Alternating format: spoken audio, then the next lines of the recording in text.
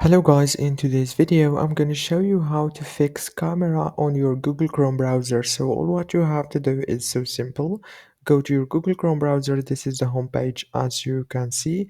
Now go to the top right here, click on those three dots and go down to settings. And now all what you have to do is click on privacy and security. Now scroll down like this, click on site settings and scroll down again, click on camera option right here. And after click on the camera, now all what you have to do is you can choose the camera that you want from here, and then you can enable it from here if it's not working, or you can disable it if you want from here. Easy and fast, as you can see.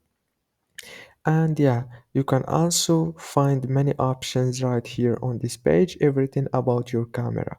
If this video was helpful, please don't forget to like and subscribe, and thank you so much for watching until the end.